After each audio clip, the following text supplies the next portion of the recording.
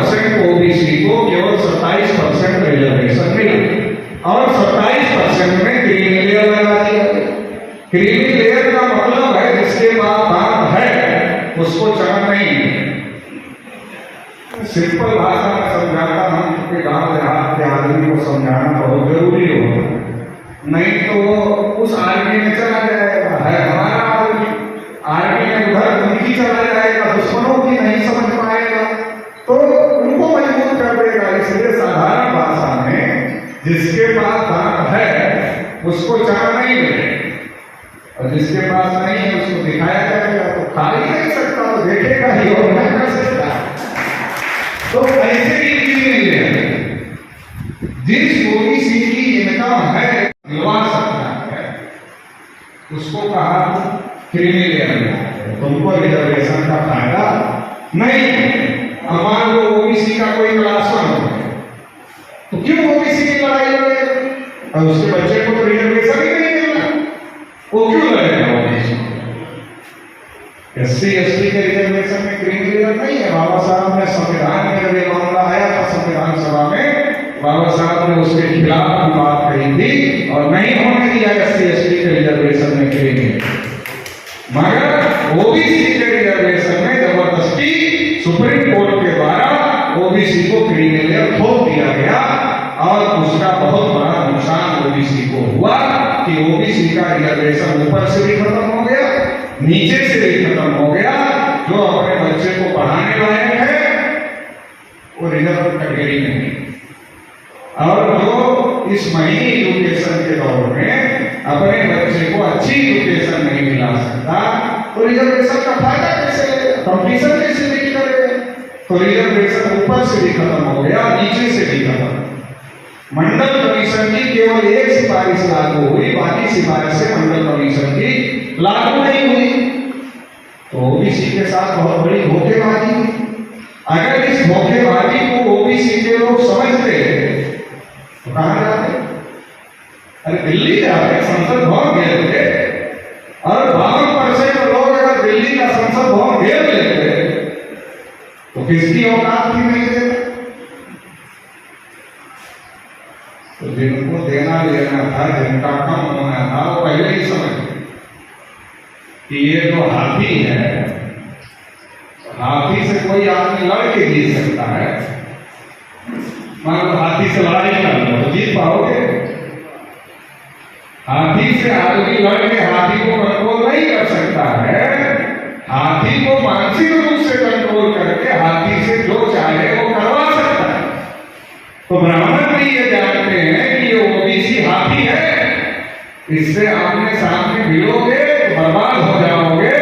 आमने सामने मत भिड़ो, इसका दिमाग कंट्रोल करो और जिधर ले जाना है उधर लेकर जाओ। जैसे हाथी के ऊपर 16-15 आदमी बैठा है, जिधर चाहता उधर लेकर जाता, वैसे ओबीसी के ऊपर भी वो सवाल तो ऐसे नहीं कहना।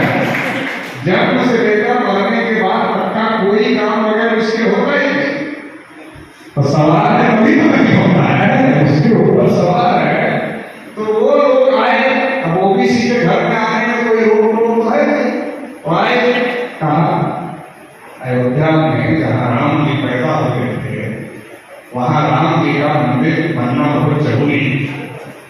ओबीसी का आदमी मंदिर बनने का नाम सुन लेता है तुरंत कहता चला गया, मानना नहीं पड़ता ले लो, तो कहा ले लो सकता। तो पंडित जी ने कहा, ब्राह्मण ने कहा कि राष्ट्रीय स्तर का संगठन है, देश भर में सभी राज्यों में राष्ट्रीय पिछड़ा वर्ग मोर्चा के राज्य अधिवेशन चल रहे हैं। तो उसी के तहत गुजरात राज्य अधिवेशन यहाँ पर चल रहा है, क्योंकि देश में ओबीसी की जो जनसंख्या है वो 52% है और ये 52% का जो डेटा है ये 1931 की जनगणना से लिया गया है। मतलब गुलाम भारत में ओबीसी की गिनती होती थी, जाति आधारित गिनती होती थी, मगर देश के आज़ादी के 77 साल में देश में जानवरों की गिनती हो रही है मगर ओबीसी की गिनती नहीं हो रही। और आज के समय में जब देश के प्रधानमंत्री नरेंद्र मोदी जी खुद अपने को ओबीसी कहते हैं, तो एक ओबीसी कहने वाला व्यक्ति देश का प्रधानमंत्री है, पिछले 10 साल से। इसके बावजूद भी देश में ओबीसी की गिनती नहीं हो रही है, ये और भी ज़्यादा दुखद है। तो इसलिए जाति आधारित गिनती और ओबीसी की गिनती होनी चाहिए और संख्या के अनुपात में सभी क्षेत्रों में ओबीसी को हिस्सेदारी सुनिश्चित की जानी चाहिए। इस बात को लेकर हम लोग पूरे देश भर में अभियान चला रहे हैं। खास करके आज के अधिवेशन में गुजरात के जो है ओबीसी समाज, उसके लिए आपका क्या कहना है? गुजरात का जो ओबीसी समाज है उसको भी हम ये कहना चाहेंगे कि चूँकि जो ओबीसी समाज है उसके अंदर धार्मिक चेतना ज़्यादा है और अपने हक अधिकारों को लेकर चेतना कम है, जिसका मिसयूज तमाम पार्टी के लोग कर रहे हैं। तो धर्म अपनी जगह है और हक अधिकार जो संविधान में लिखे हैं वो अपनी जगह हैं। तो हमें अपने हक अधिकारों के बारे में जागृत होना चाहिए और अपने हक अधिकारों की लड़ाई को लड़ना चाहिए ताकि हमारे बच्चों को नौकरियां मिल सके, हमको अच्छी एजुकेशन मिल सके और सभी क्षेत्रों में जो हमारा हक अधिकार है वो हमको मिल सके। गुजरात के ओबीसी समाज को जगाने के लिए आप क्या और कार्यक्रम करने वाले हैं? अभी हम लोग ये अधिवेशन कर रहे हैं, इसके बाद अभी ये स्टेट लेवल का अधिवेशन है, फिर कमिश्नरी लेवल के अधिवेशन होंगे, डिस्ट्रिक्ट लेवल के होंगे। तो ये लगातार ये हमारा कार्यक्रम चलेगा। सरकार अगर बात नहीं मान रही है जनगणना की, तो आप उसके लिए क्या करेंगे? इसके पहले 2 बार हम लोगों ने इसको लेकर भारत बंद किया है, जाति आधारित जनगणना को लेकर, और आने वाले समय में इसको लेकर बड़ा कैंपेन हम लोग चलाएंगे और अगर ज़रूरत पड़ी तो इसके लिए बहुत बड़ी संख्या में जेल भरो आंदोलन करने का काम करेंगे। सर, ये ईडब्ल्यूएस लागू हुआ है तो इसके खिलाफ कोई आंदोलन क्यों नहीं हो रहा है? नहीं, हमने ये कहा कि ईडब्ल्यूएस लागू हो गया तो 10% मतलब जो 50% की सीमा सुप्रीम कोर्ट ने आरक्षण की निर्धारित की थी, अब सुप्रीम कोर्ट ने ही स्वीकार कर लिया कि अब 50% की सीमा नहीं रह गई। जब सुप्रीम कोर्ट ने स्वीकार कर लिया 50% की सीमा नहीं रह गई, तो बड़ी अच्छी बात है कि देश के प्रधानमंत्री नरेंद्र मोदी जी हैं जो खुद को ओबीसी कहते हैं। तो जब 50% की सीमा सुप्रीम कोर्ट ने हटा दिया है तो नरेंद्र मोदी जी से हम ये चाहेंगे कि वो गिनती कर लें और जितना परसेंट ओबीसी का हिस्सा है तो ओबीसी के लिए रिजर्वेशन लागू कर दें, क्योंकि 50% की सीमा ख़त्म हो गई है। आज खास तौर पे आप पाटन की धरती पे है, ऐतिहासिक नगरी है, ओबीसी समाज है, उनके लिए आपका खास तौर पे क्या कहना जाएगा? पाटन के ओबीसी समाज के लिए भी हमारा ये कहना है कि ओबीसी के नाम पर ओबीसी का संगठन मजबूत करना पड़ेगा। जब ओबीसी के नाम पर ओबीसी का संगठन मजबूत होगा तो ओबीसी के हक अधिकार की लड़ाई होगी और फिर राजनीतिक लोगों को लगेगा कि अगर हम ओबीसी को उनका हक अधिकार नहीं देंगे तो हमारे खिलाफ चले जाएंगे, तो फिर उनको हक अधिकार देना मजबूरी होगा। और जब तक हम जाति और धर्म के नाम पर वोट देते रहेंगे तब तक वो हमको हमारा हक अधिकार नहीं देंगे।